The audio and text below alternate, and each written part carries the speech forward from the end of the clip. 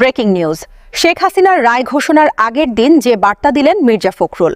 শেখ হাসিনার রায় নিয়ে রাজধানীতে যা ঘটছে, অন্যদিকে আল্লাহর গজবের কারণেই হাসিনার পতন হয়েছে কাদের সিদ্দিকী। এতক্ষণ শুনলেন শিরোনাম, এবার পুরো বিস্তারিত বহন। শেখ হাসিনার রায় ঘোষণার ঠিক আগের দিন বিএনপির মহাসচিব মির্জা ফখরুল ইসলাম আলমগীর একটি গুরুত্বপূর্ণ বার্তা দেন। তিনি দেশের রাজনৈতিক পরিস্থিতি নিয়ে সতর্কতা জ্ঞাপন করেন এবং বর্তমান সরকারের নীতি ও কর্মকাণ্ডের সমালোচনা করেন। মির্জা ফখরুল তার বক্তব্যে উল্লেখ করেন যে দেশের গণতান্ত্রিক প্রতিষ্ঠান এবং নাগরিক অধিকার রক্ষা করতে সকল রাজনৈতিক শক্তিকে ঐক্যবদ্ধ হতে হবে। তিনি আরও বলেন, শেখ হাসিনার রায় ঘোষণার পর রাজধানীতে জনগণের মধ্যে প্রতিক্রিয়ার সম্ভাবনা রয়েছে।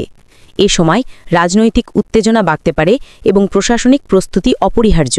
মির্জা ফখরুল মনে করান যে দেশের গণতন্ত্রের নিরাপত্তা ও স্বাধীনতা রক্ষার জন্য শান্তিপূর্ণ প্রতিবাদ ও সচেতনতা অপরিহার্য।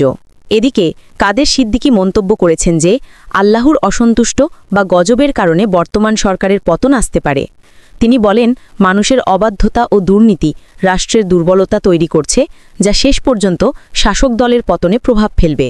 তার মতে, যদি শাসকরা আল্লাহর আইন ও ন্যায়িকতার সঙ্গে পরিচালিত না হয়, তবে জনগণের অশান্তি ও অসন্তোষ আরও বৃদ্ধি পাবে।